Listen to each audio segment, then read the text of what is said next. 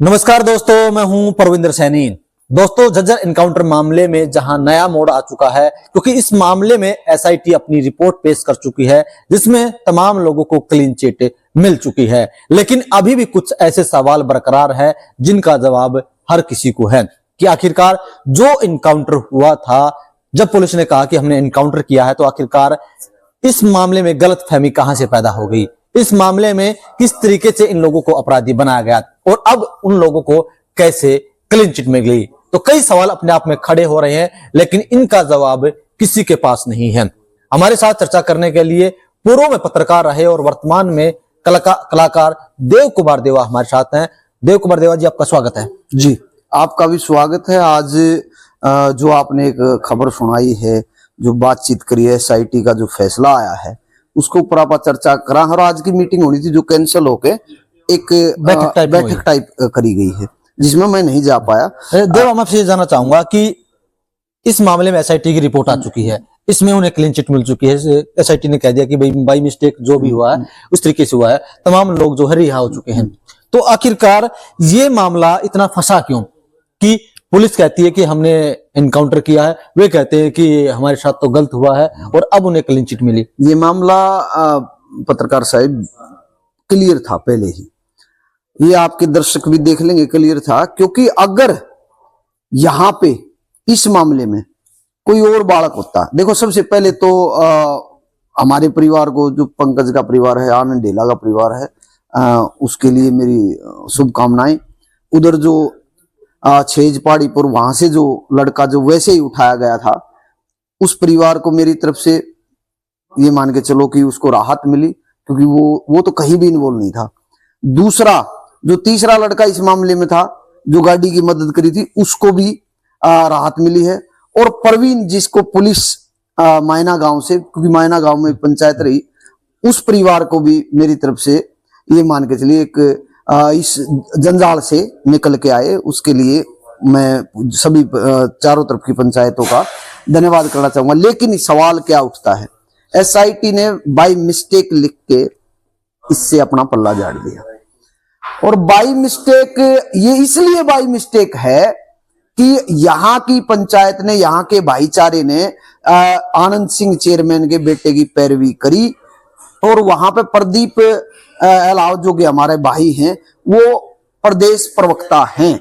लेकिन यहाँ सवालिया निशान क्या खड़ा होता है, अगर वो प्रदेश प्रवक्ता ना होते, आनंद सिंह चेयरमैन का इतना बड़ा नाम ना होता, और ये 27 और जो और खापे इकट्ठी नहीं होती, तो क्या किसी गरीब का बालक इस मामले में फंस रहा होता तो उसको इस प्रकार से क्लीन चिट मिल जाती? ये पुलिस वाले नहीं देते। मेरा इसमें एक सवाल है कि अच्छा हुआ कि दूध का दूध और पानी का पानी हो गया, लेकिन इसमें भी कसर रहेगी थोड़ी सी। बाई मिस्टेक हो ही नहीं सकता, जो चीज है वो छुपा ली गई है, पुलिस की भी साख बच गई है। और इधर जो यहां अपराधी था ही नहीं, क्योंकि जिसको जबरन अपराधी पुलिस बना रही थी। तो इस मामले में पुलिस ने जो चीजें षड्यंत्रकारी, जो उस दिन से पंचायतों में लोग कहते आ रहे हैं, और जितनी जांच चली, एसआईटी ने भी कहा, कहीं ना कहीं पुलिस का बहुत बड़ा एक ये था कि ये एक दबदबा बनाने की कोशिश थी। और वहां पे आगे से एक बड़ी फैमिली, एक बड़ा खाप पंचायतों का एक समूह इकट्ठा हो गया, तो उस दबाव में आके ये चीज होगी। भगवान से प्रार्थना की इस तरह हो, लेकिन उन पुलिस वालों पे भी नकेल डाली जाए जिन लोगों ने ये बाई मिस्टेक मान लो या योजनाबद्ध तरीके से किया है, उनके ऊपर भी नकेल डले। इसलिए डले, मैं आज पंकज की बात नहीं कर रहा, मैं आज और भाइयों की बात नहीं कर रहा, उन सबको पंचायत की तरफ से बड़ी मेहनत करी, उन सबको ये जो ये मिला है कि भी राहत मिली है, उसके लिए हम भी कहीं ना कहीं उनके साथ खड़े थे। लेकिन मेरा ये मानना है, अगर कोई गरीब किसी का बच्चा, और ऐसे कितने केस होंगे, तो प्रशासन ने और हमारे मुख्यमंत्री श्री नायब सैनी जी ने सोचना पड़ेगा कि इस तरीके की जो पुलिस में भी जो ऐसे लोग हैं, जो कि रक्षक हैं, तो ऐसे लोग हैं जो कहीं ना कहीं क्रिमिनलों से मिले हुए हैं, उन लोगों को भी उनके ऊपर भी जांच बैठनी चाहिए, उनका भी ये होना चाहिए कि इस मामले में निकल आता। लेकिन ये मामला आज सुलझ गया, उसके लिए अभी कल की जो तारीख है कोर्ट में, उसमें पुलिस अपनी क्या लिख के देती है, वो कल के कल इसको फाइनल कर लेती है, या 10 दिन पाछे, या लंबा चलेगा। अभी कुछ थोड़ा सा बाकी है, दा एंड आना बाकी है, वो कल के बाद आएगा। देवा, क्या आपको लग रहा था कि इस मामले में पुलिस कहीं ना कहीं इस पूरे मामले को घुमा रही है, अपनी साख बचाने के लिए जो है वो ये सारा षड्यंत्र चल रहा था? देखिए ये या ये सब इत्तेफाक था एक? देखिए, अब तो ये जो एसआईटी की को झुठला नहीं सकते, रिपोर्ट को बाय मिस्टेक हुआ, उन्होंने लिख दिया और यही फैसला है, बाय मिस्टेक हुआ। लेकिन मेरा जो सवालिया निशान, मैंने पहले जो आपने पीछे पूछा उसी में मैं अभी थोड़ी देर पहले जवाब दिया कि ये जो बाय मिस्टेक कभी कभार होता है, ये बाय मिस्टेक बहुत बार इस तरीके की चीजें हो जाती हैं। मेरा वही सवाल खड़ा है, अगर कोई गरीब बालक होता तो बाय मिस्टेक लिखा नहीं आता। अगर कोई गरीब बालक होता जिसकी अप्रोच तगड़ी नहीं होती, जिसके चारों तरफ खाप पंचायत के लोग मेरा तेरा जैसे नहीं बैठे होते, और इतना मीडिया, आप लोगों का धन्यवाद, आपने इस मामले को इतना उछाला, इस मामले को लोगों तक पहुंचाया। और इसलिए अगर किसी के मीडिया भी साथ नहीं है, अगर किसी के साथ में पंचायतें भी नहीं है, अगर किसी का ब्यांत नहीं है, उस लेवल का आदमी नहीं है, उस चीज अगर कोई गरीब फंस जाए तो ये बाय मिस्टेक नहीं लिखा आता। एसआईटी की जांच भी नहीं बैठती, ऐसी कोई कमेटी भी नहीं बनती कि जिसके लिए इसकी पैरवी कर सके।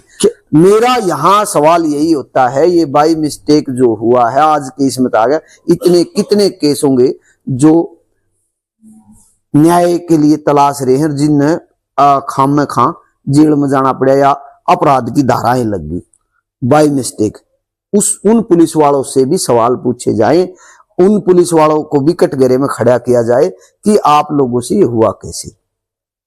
देखो, क्या आपको लग रहा है कि जांच पूरी हो चुकी है, या लग रहा है कि कहीं ना कहीं जो है कुछ तथ्यों को छोड़ दिया गया है, किसी को बचाया गया है इस मामले में?